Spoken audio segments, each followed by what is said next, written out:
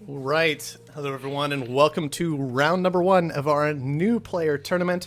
This time we are going to have Stonberg, Funnyman, Galoy, and Atlas, and once again, King Morgan is going to be joining me for this broadcast. Hello. So, Morgan, what are you seeing around this map? Because I haven't had too much of a chance to look at it just yet. Well, we got a glass colony, Chinese colony. Seems to be one patch of, well, there's plenty of silicon around. Over to the western side. It looks pretty good. A lot of resources. Water may be a little bit short, but... Well, and iron is seeming particularly awkward here. Like, there's only left, it looks like, that one patch in kind of that southeast corner, which is, of course, very far away from everything else on the map, so... Yeah, it's going to be difficult. Very difficult for the iron people, I think. But there's not a lot of scavengers there. Yeah, interesting little challenge trying to figure this out. So Funnyman, he is going to take that iron, just start running with it. He's actually got both iron tiles available, but he's got a steel mill on top of one of them for the time being. See if and when he rotates that around. Yeah, unless he goes over to the other side. Obviously, he's been taking notes from Death Tacticus, so he could split his claims quite easily there. That is true. That would be a pretty easy thing to do. Power surge is definitely going to be a concern this game. But of course, in the FFA, sometimes you can get away with keeping your buildings a little bit more consolidated just because there are so many more people to worry about. Like Atlas, he's already starting to get all of his steel mills next to each other, so maybe he looks like a nicer target. Funnyman can get away with it. It'll be interesting to see what happens here.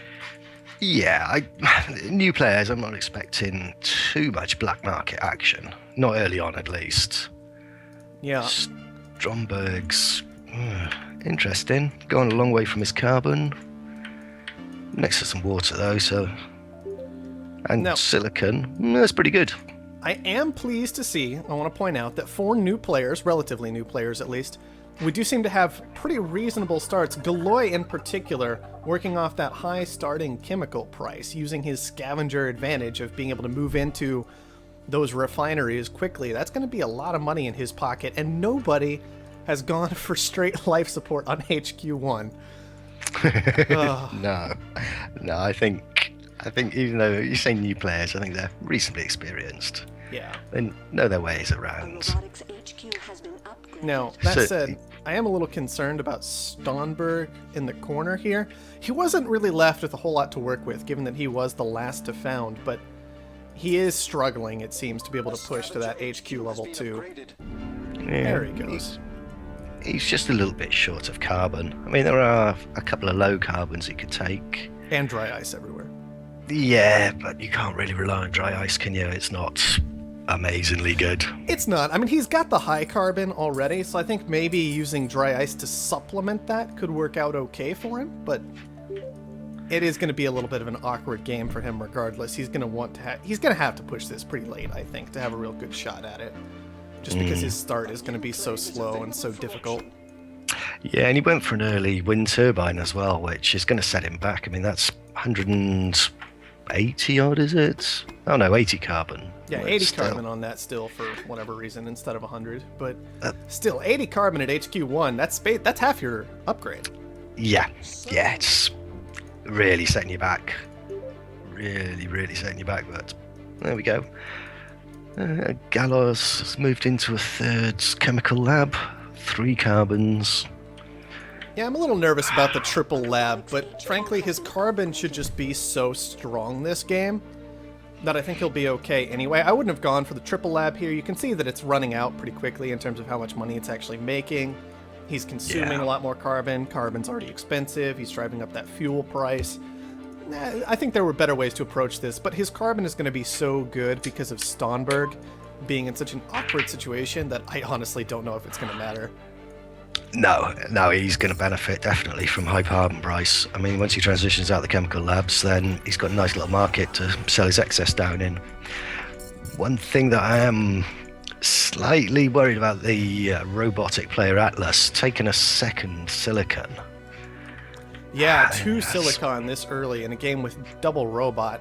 I think I understand where it's coming from with those warehouses in play, especially, and we've actually had a 6th one added since the start of the game, but I am concerned about it. 2 silicon is an awful lot, especially so far away from your HQ. It's the shipping as well. I mean, I bet he's paying... Well, we could look, can't we? See what's he... he's paying 1.2. Yeah, he's paying about 2 units of electricity for shipping all of that. It's not profitable. Not profitable at all. Yeah. I mean, that said, Atlas is the one who's managed to push to HQ level 4 already, so that steel has been working out well for him thus far. That's pretty good. I mean, if you can beat a scavenger to level 4, then you're doing something right. Well, I mean, he is a robot. They're both pretty fast about it, but I'm a little bit concerned about Atlas' debt. It's starting to creep up a little bit, even as a robot. You got to watch out for those interest ticks in particular. Yeah, it's gonna be painful when it ticks. Yeah, the robot moved into an optimization. It's funny, man. Optimization center at level 3, or just a hologram? That is an optimization center. He's got it hologrammed as well, so it's looking like a solar condenser right now. That's a bold move. I'm not sure. Well, I suppose he's HQ4 now, so it's not too bad, but there's not a huge amount on the map. Well, I suppose if he went into fuel or food, he'd do okay. As first auction, what kind of crazy price are we going to see? Yeah, Stromberg's struggling, isn't he? Yeah, 18k. I think that's pretty reasonable in a lot of ways. He is not in a good spot. He needs something to pull it back. I like what he's done with what he has. He moved into some food, trying to make money off that. He moved into glass, which is an especially nice move in my opinion, considering how much silicon Atlas was pulling in. But he does have silicon adjacent to his base as well, so... That's true, and he can easily get into that himself. He already does have one little quarry available. Yeah, which will take the edge off the price for him, I think. How's Atlas doing? And he's moving into some glass as well, which... Yeah, all those claims together, though, I mean, that's a ripe for a power surge. I'd be power surging that if I was a scavenger. We haven't really... Well, there's a spy gone, some holograms. Oh, we finally had a power surge. Let's see. Where did that begin? Looks like it targeted the solar condensers. A little bit mistiming on this power surge here, and it's important to point out for a new player especially. It's knocking out the steel mills for a fair amount of time, but of course all these solar condensers, as far as all these players know, these are solar condensers, they're off during the nighttime anyway.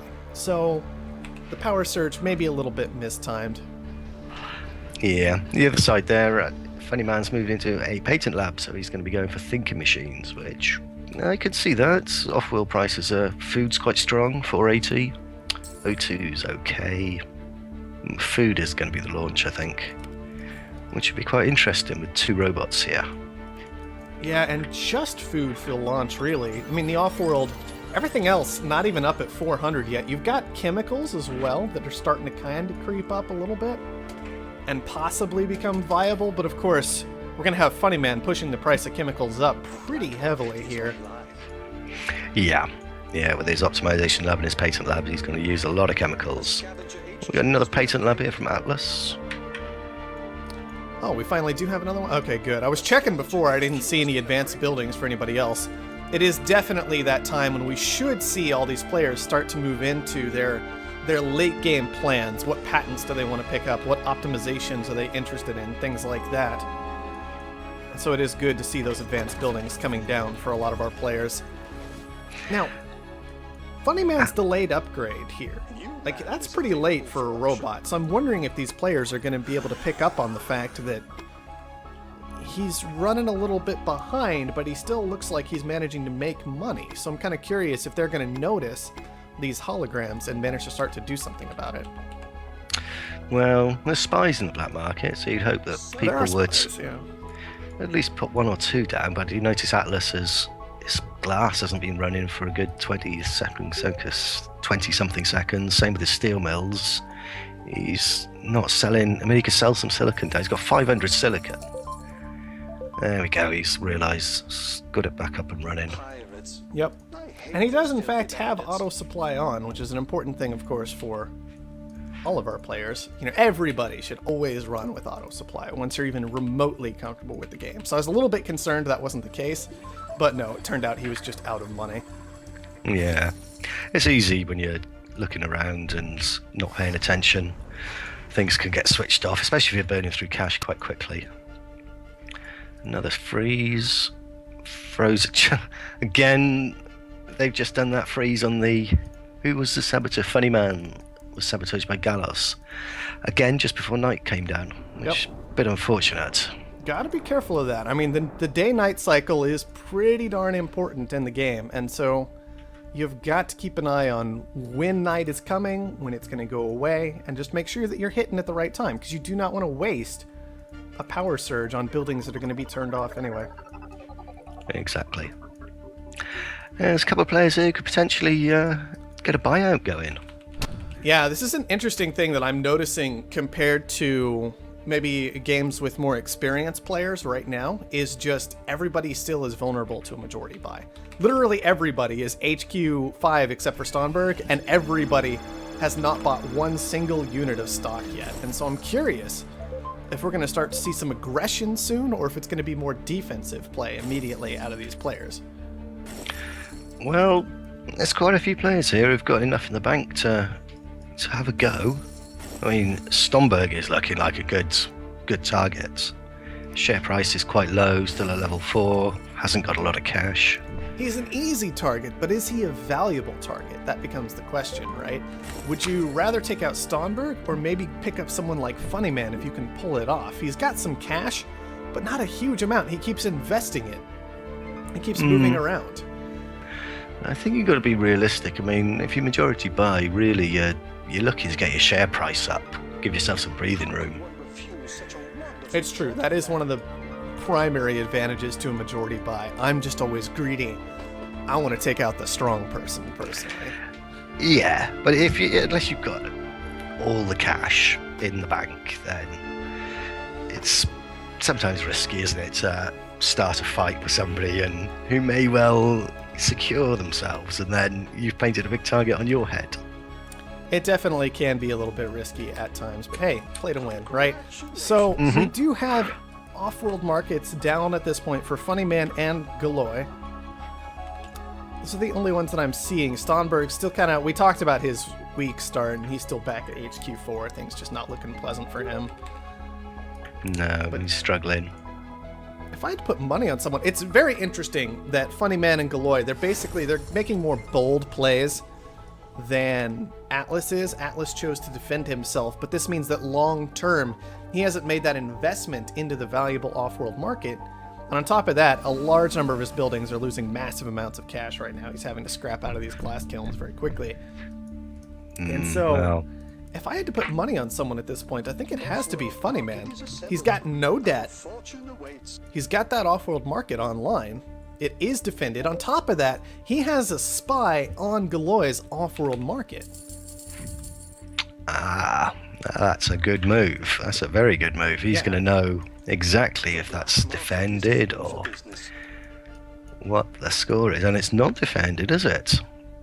No, it's not. Absolutely not. He's relying on that hologram to protect it. Doesn't want to spend the 30k on the goon squad. That's been getting driven up like all game very, very effectively, especially by Funnyman. But we've got 2k dynamite. Exactly. 2k dynamite. And this is exactly what we expected to see this game, realistically, right? We've seen, like 3 power surges, maybe 1 or 2 pirates. Like 2 spies have been purchased this game at all, I think. Oh, yeah, black market's been completely underutilized. Completely underutilized. I mean, to be honest, I think Funnyman, when we look at the stats later, I think we'll probably find Funnyman's had most of the black market down on his head. All right, well, Galoy managed to start using that black market. He got a couple of spies and hit a network virus onto Funnyman, but how easy is it going to be for him to abuse that? We saw him dip down into D levels of debt for a moment there. Yeah, he's had to turn his farms off because the water. He's not bringing enough water in at the moment. Which... Well, water's okay again for the moment, so he'll want to get those turned back on, I would imagine. Although it looks like he's instead transitioning into some chem refineries. Yeah, not sure if I like that. I am curious. Yeah, Funny Man does not have a lot of water coming in. It's interesting. It's difficult to abuse that, though, because they're both in off-world markets. I was sitting here thinking, I mean, if you can force the off-world market to be a bit awkwardly priced, like Galoy can make sure to make food but not sell it, keep letting that food price skyrocket, put Funny Man into a bit of a odd position, but it's going to be a difficult thing to accomplish this game, and I think instead the primary thing you should focus on is doing exactly that. Yep. Take that off-world market down, but he has got a second one under construction. Under construction, yes. Yep. So you have to get the other one repaired, though. All right, Atlas has his own off-world market online, and this one is going to be receiving some shipping bonuses positioned over on that warehouse. Next to those warehouses. Finally, the dynamite lands from Funny Man. That should have happened about, 6 years ago at this point, but... Yeah, and he had a spy on there, though, didn't he? And he still... Was he the one that used the virus? Let's see. He was... Oh, no, Gallows used a virus on Funny Man. Yeah, Galoy was targeted by a virus from Funny Man. From Funny Man. Which does get rid of that hologram, so I think it's still an okay play, actually, if you've... Because Funny Man got that virus from it being targeted onto him anyway. Yeah. And so you use the virus, and it destroys the hologram, right?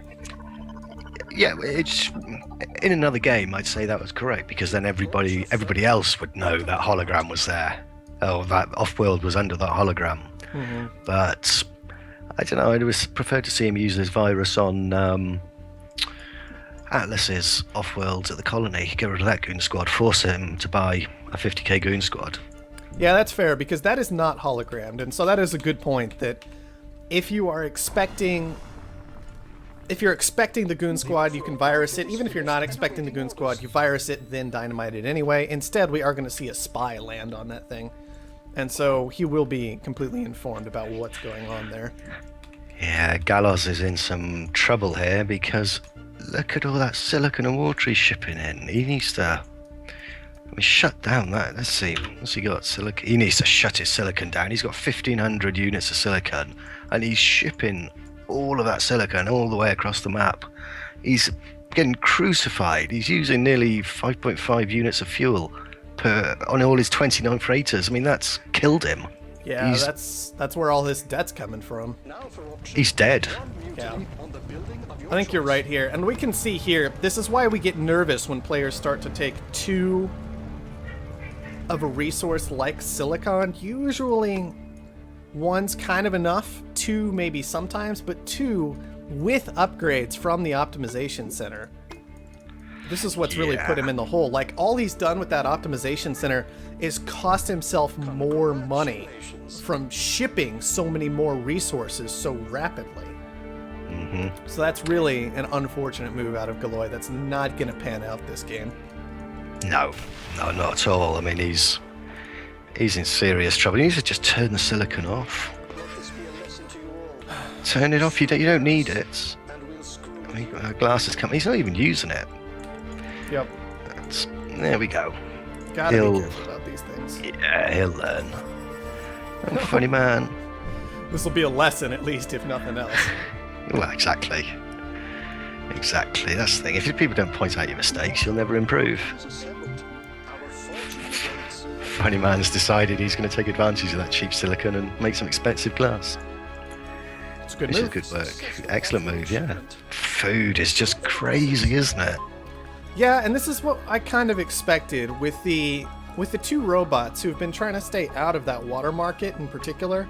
Like, they haven't really wanted to do a whole lot with it. We've seen a little bit of fuel production, and of course food being that off-world launch, it's really no big surprise that food has skyrocketed so much. My concern is our players are still launching food.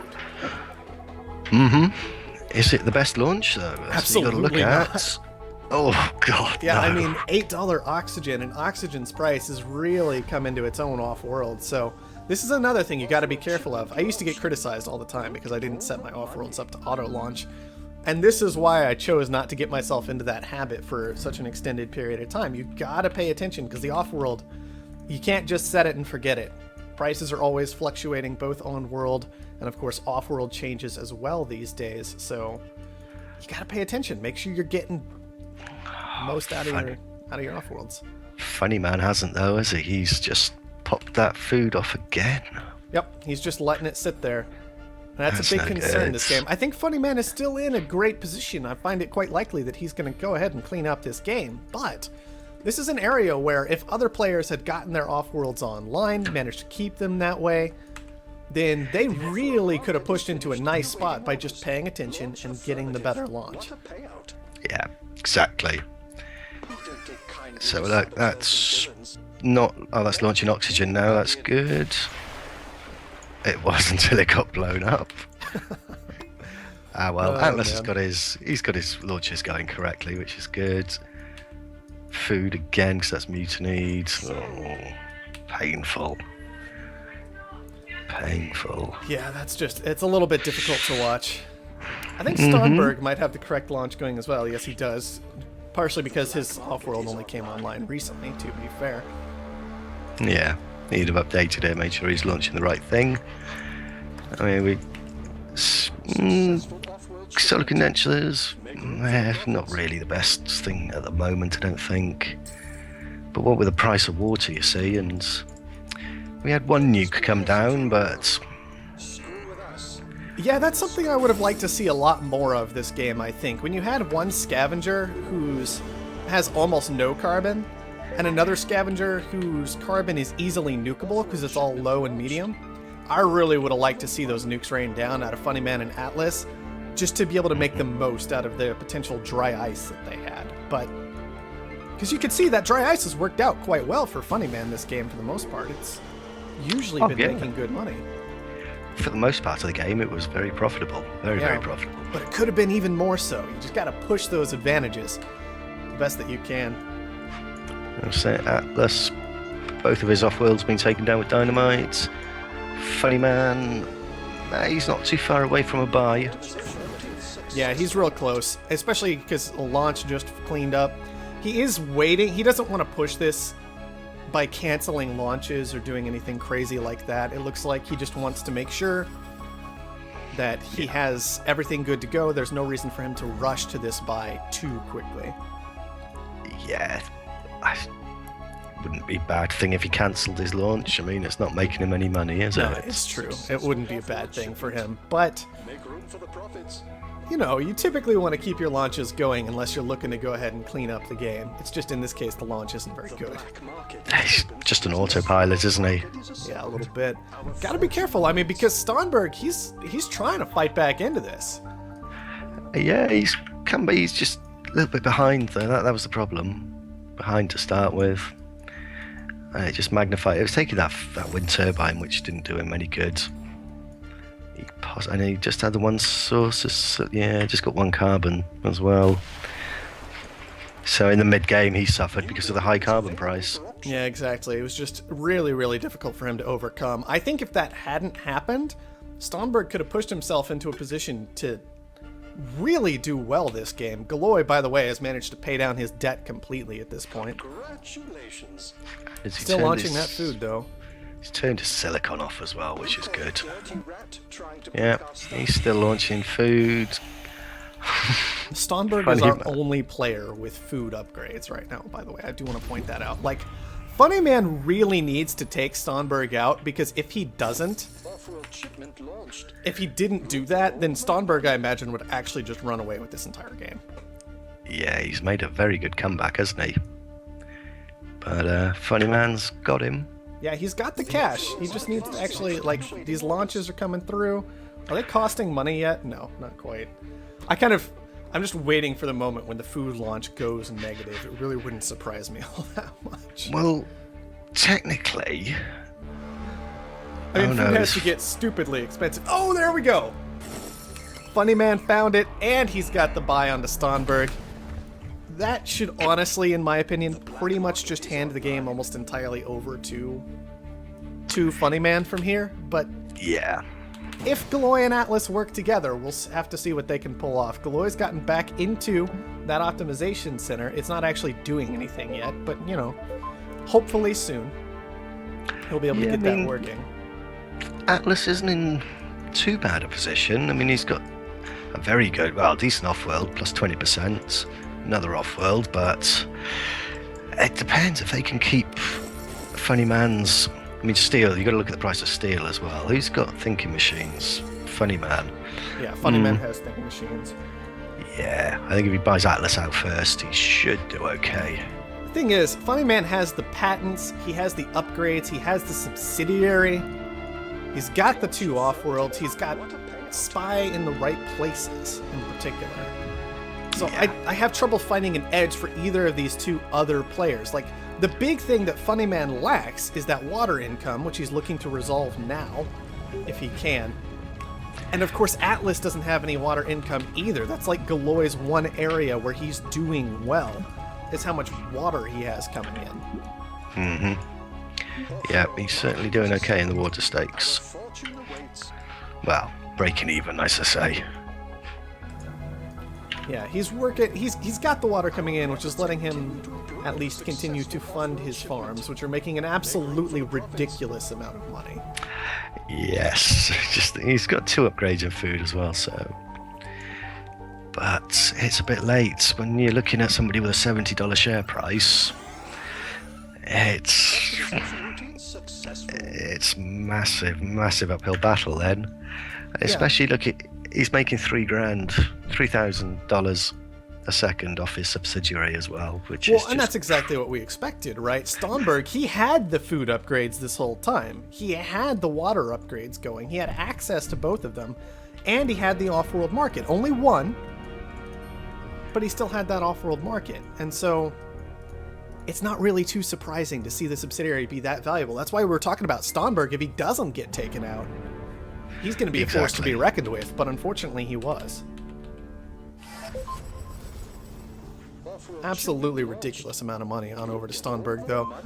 Funny Man takes the buy onto Atlas. Suddenly it's just Galoy up against Funny Man, which I don't think there's a whole lot of game left to be played, to be honest. This subsidiary, if nothing else, will allow Funny Man to overwhelm Galoy pretty easily, even with this level of debt that he's got. Yeah, no, I mean, D-debt at this point doesn't mean a lot. No. And you're not that worried about the black market when your territory is just this massive. He's got 3 headquarters working for him now. Yeah. None of his stock gone. It's just not a concern. No, it's just a question of time now before he cleans up the game. Now, a big thing that we saw this game, I think if Stonberg had just found a decent found, like just looking at this game, I almost want to call Stonberg like the best player in this group in terms of actually playing out the mid and late game. It's just that getting on the ground and getting off the ground, so to speak, was so exceptionally difficult for him. He couldn't show that off at all. Yeah, no, I think you're right there. Yeah, I think he'll be someone to watch out for. Oh, definitely. I mean, he's made, wow. I mean, even some experienced players, it's unlikely you make $4,000 off them. Yeah, off that subsidiary. Now, I think a lot of that has to do with one thing I'm seeing in this game compared to a lot of our more experienced games. First of all, Funny Man, hit that button, please. Second, there it is. In this game, we've seen prices go ridiculously high, right?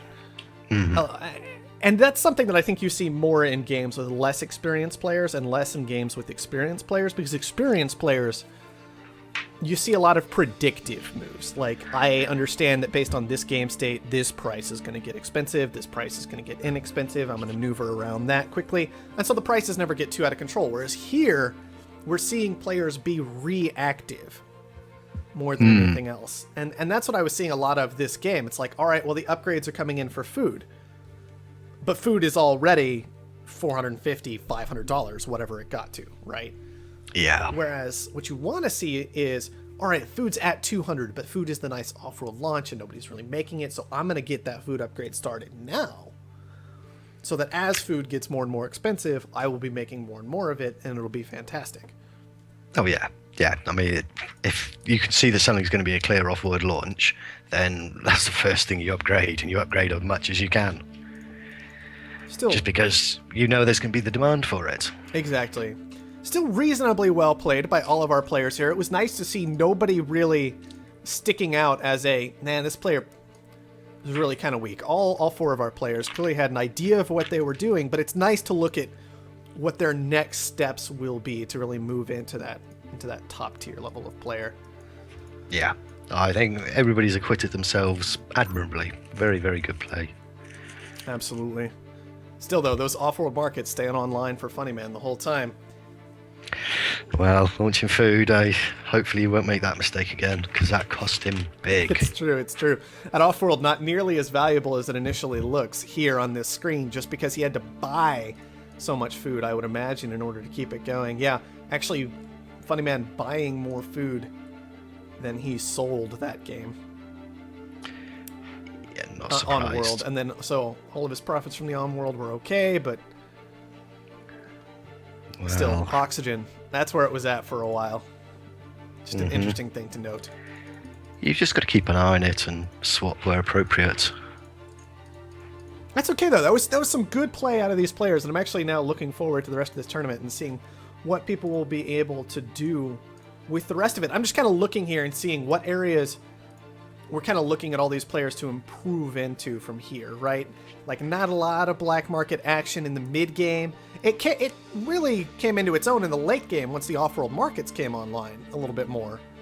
But we could have been seeing power surges, pirates a little bit more aggressively, possibly even mules in those situations where water was getting more expensive, although I don't fault the players for not using the mule. So, like, maybe a little bit more aggressive in the black market, maybe a little more attention to the stock market, which I think was vulnerable at times. Just small things like that really can make a big difference moving into the late game. Oh, yeah. That'll come as the players get more experienced. I mean, if you had a few experienced players in there, everybody's water would have been nuked. Just default. Just bang. I mean, the water was limited to start with anyway. So somebody would have started chucking nukes around, and the next thing you know, there's no water.